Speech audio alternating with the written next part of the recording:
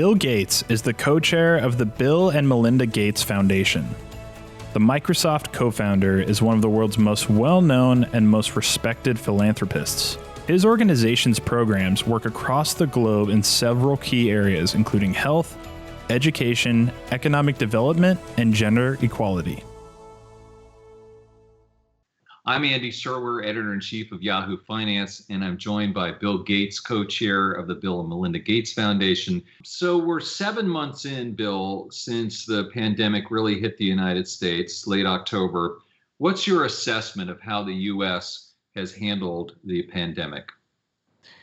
Well, sadly, as we go into the fall, the number of cases and deaths is going to go back up again. And the reason those numbers are so high is partly because our response was very poor. Our testing, our messages about masks and social distancing make us near the bottom in terms of rich countries and how bad the epidemic has been. Do you anticipate it getting even worse in the winter weather?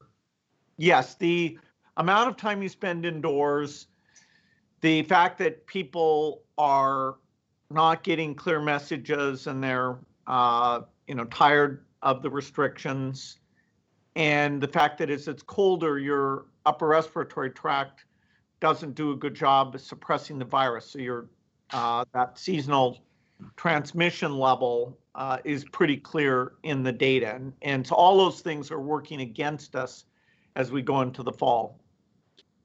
Yeah, I know you're loath to call out people personally, including President Trump, for specific behaviors, but what can we do to convince people that maybe they shouldn't hold big public gatherings with people without masks? Well, I think the most malign thing is where you start to attack your own experts and, suggest that maybe politicians know better than disease experts. In this case, the CDC has not been allowed to really speak out. When they tried to put information on their website, that got edited by politicians. We now have a pseudo expert advising the president. Tony Fauci is a great person. His messages are quite clear, but as he gets attacked, those messages aren't able to develop the kind of patience and helping each other that would bring the death rate down. Let me switch over and ask you about vaccines, Bill, and get your take on where things stand there. How soon do you expect a candidate to be approved? Well, I think likely early next year, with any luck, we'll have 2 or 3 of the 6 that are in phase 3 trials right now.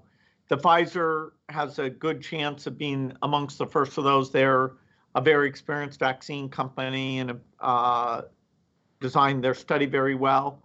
But also, AstraZeneca, Johnson & Johnson, Novavax, Moderna, Sanofi.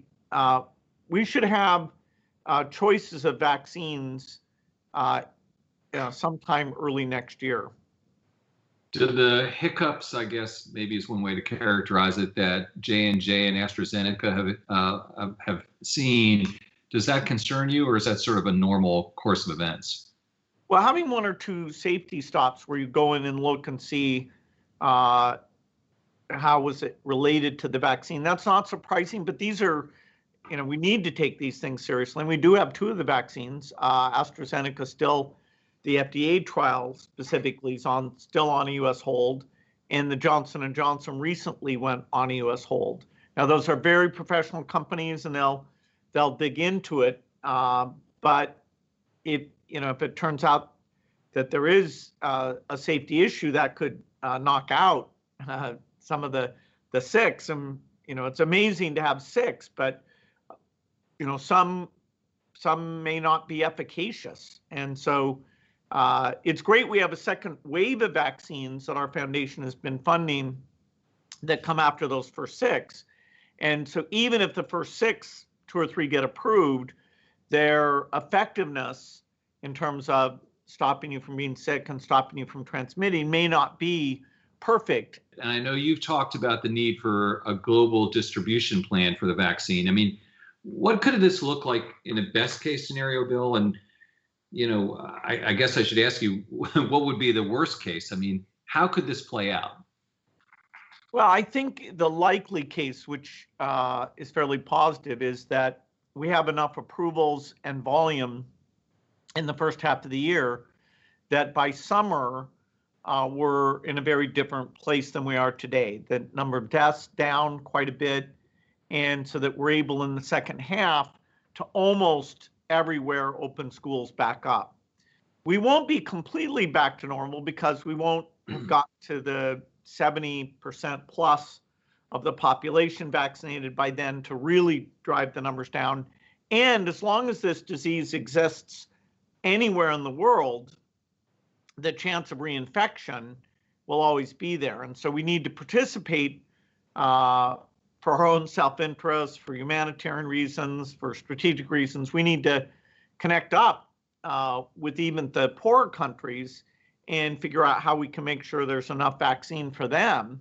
I mean, China recently joined the COVAX initiative, which is a group of 183 countries led by the WHO that work together on development and distribution of vaccine. The U.S. has not joined, so you would anticipate maybe it would. I mean, this sort of puts China in a driver's seat, perhaps, in a way that we're not. No. China has a number of vaccines that at a technical level look promising, but because they haven't been submitted to a gold standard regulator, they're unlikely to be used extensively outside of China itself.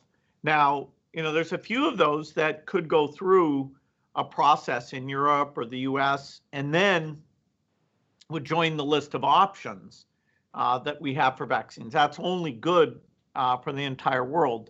The US has shown a lot of support for funding vaccines for poor countries. The US is a generous giver to a thing called Gavi that got started back in the year 2000. And so all the US has to do is make a special allocation to Gavi to procure these vaccines. And in fact, some of the bills in Congress, a Republican bill and a Democratic bill, have had sums of money for that international response. And so we're hopeful when there is a stimulus bill, which of course that's not totally clear, but that it will include this money to buy vaccines for the poor countries. That would be in alignment with the US's past history of being very generous and playing a leadership role in global health. The administration, Bill, has meddled really in the development and release of the FDA's vaccine approval guidelines.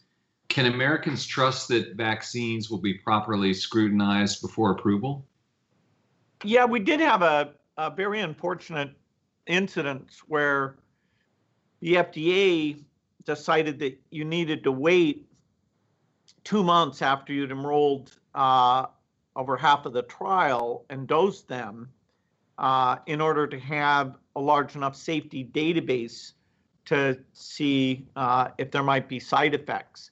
And for a brief period, the White House was blocking that or saying that it was inappropriate or claiming that one of the companies had objected to it, which is just not true.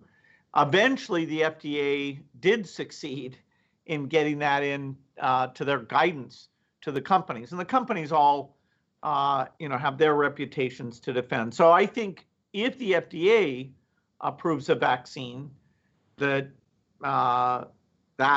is the gold standard compared to the regulators, and the professional staff there, is clearly on notice that they shouldn't let politicians tell them what to do. I want to go back to that comment you made about the stimulus bill. So in other words, international funding for vaccine distribution is tied up in the stimulus bill? Yeah, in fact, the stimulus bill is the best opportunity to get that because it'll showcase that in order to be a good citizen and stop the disease outside the United States, that the portion of resources required to do that is less than 1% of the stimulus bill, and it'll just be amongst the various measures to help out there. I think given how distracted the country is with an election and all the problems the pandemic has brought, that no standalone bills are, getting done for anything. And so being part of that overall thing, I think that's how the people in the Congress who support these things have decided that's the most likely way for something to get done. Interesting. Americans have become increasingly wary of vaccines, sadly. And so with this major time to be taking a vaccine next year, we hope, are you concerned about that, maybe resistance even? And is the Gates Foundation working to address that potential problem, Bill? Well, in fact, the wave of wild stories about the vaccine, that it's, a conspiracy, it's based on evil intent, often referring to either myself or Dr. Fauci. That is a wild new element that I wouldn't have expected. And so you do have to ask, is that going to mean things like mask wearing or willingness to take the vaccine are affected? I'm still hopeful that, there's 30% of the population who understands this is to benefit other people. And so they'll go first. And that is that experience clearly is people are seeing that there's, very, very few side effects and that it's working well, that then we'll be able to get up to the 70% plus that we need, even if the vaccine's very effective, to block the kind of exponential growth in transmission and put it into an exponential decline. And so I think we'll get there, but it's more at risk than I expected because of that political interference and those political messages. And a lot of those crazy stories are being shared, of course, on Facebook and YouTube and Twitter. Have you or people from your organization been in touch with those companies to try to talk to them about mitigating the spread of that misinformation? I think those companies are doing more now to do that. This is kind of a wild phenomena, and we've always had some awareness about vaccines, but not this idea of connecting them to a plot, like microchipping people to track them, or things that even in a fiction story, it wouldn't be all that believable.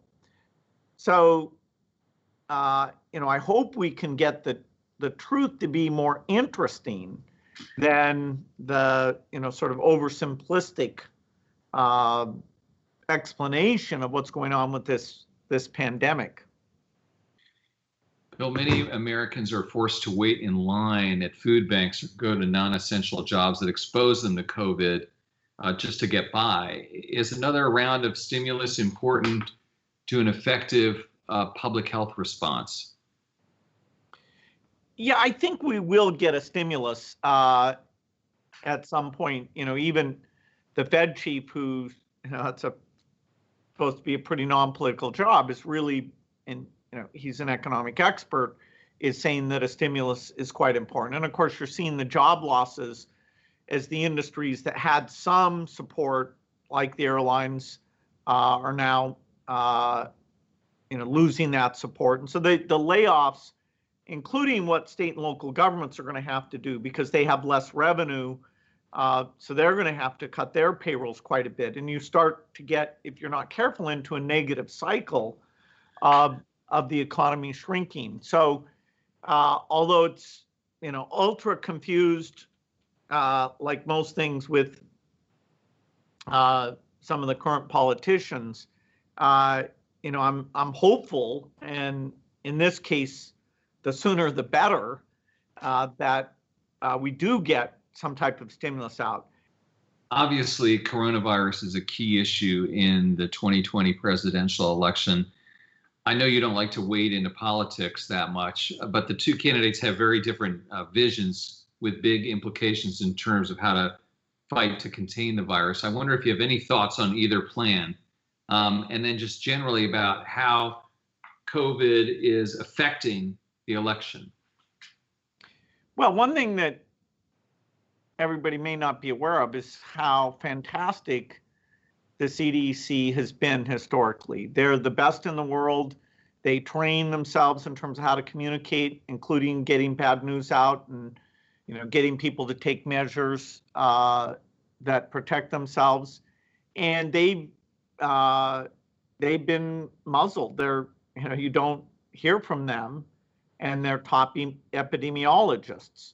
So, if you want to hear what a politician who wants things to go well and people to, praise that politician, okay, that's one approach. Or if you want to hear from people who understand diseases and disease models, that's another approach.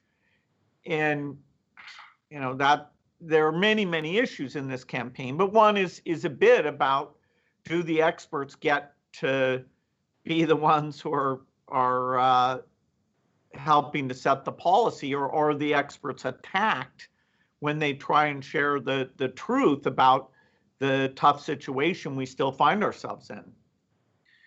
Obviously, the focus of the Bill and Melinda Gates Foundation is public health writ large, but have you considered weighing in or advising in terms of election policy, simply because it means so many people congregating? We're doing a lot on the tools and making sure they get done quickly, making sure that even within the country, they'll be distributed on an equitable basis as opposed to who can pay the most. We still have a terrible flaw in our testing system that the government is paying for tests where you don't get the results back within 24 hours. And it's such a waste of money, and it's helping to drive lots of infection because you don't hear your result until well after you've infected other people. And if somebody works on disease, I keep waiting for sanity. They should run the headline every day: U.S. testing system worst in the world, delayed results being paid for. I remember early on, Bill, I think maybe it was April, you said that you didn't think things were going to get back to completely normal until the fall of 2021. And it's looking pretty prescient right now. So where do you think we'll be a year from now, October 2021? Are you still sticking with that? Yeah, well, the slowness on the global response means that fall 2021 won't be completely back to normal. Our goal for that should be that a lot of the service jobs can be back in place, and certainly school can be back in place. But we'll have risk of it coming back into the country during that time period. I hope that there's a small chance that the great new tools, the monoclonal antibodies and the vaccines, won't show good results. The probability of that is very, very low, but it's not zero. So, we're all awaiting the effectiveness data from the 6 trials, and it's very appropriate. We have, many different approaches that at least the phase 1 and phase 2 data did look very good. I think things will be a lot different, closer to normal than to what they are today.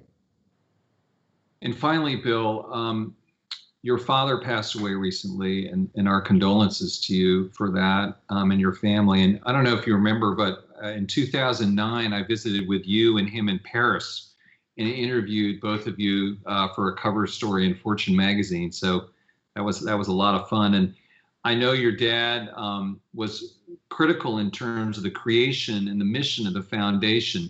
What was his role in the creation and the mission, and what was his influence on you? Yeah, he played a critical role in many respects. One is his example, is his book he wrote called Showing Up for Life, that talked a lot about volunteering, civic duty. So even I was growing up, my parents were involved in every, Planned Parenthood, United Way, Municipal League, you name it, and felt that was important. They talked a lot about philanthropy and giving, but even more concretely, when I endowed the foundation with the first 20 billion, I was still full-time at Microsoft. And so it was my dad and Patty Stonecipher, a great Microsoft executive that Melinda and I knew and trusted. It was the two of them in partnership that created the foundation and got it going and did a great job, so that as I got more time free and eventually moved over to the foundation full-time in 2008, a lot had been accomplished there. And the whole tone, the modesty, the integrity that my dad had this very positive influence that endures to this day. Bill Gates, thank you very much for your time. Thank you for your work, and best of luck to you. Thank you.